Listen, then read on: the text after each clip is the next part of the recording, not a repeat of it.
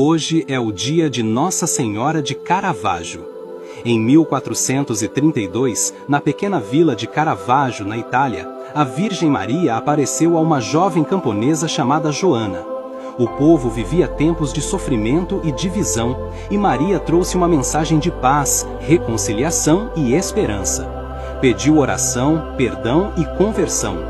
Como sinal, uma fonte de água brotou do chão e jorra até hoje. Essa aparição nos lembra que Maria está próxima de nós. Ela acolhe, consola e aponta sempre para Jesus. É mãe que entende nossas dores e nos fortalece na caminhada. Oremos.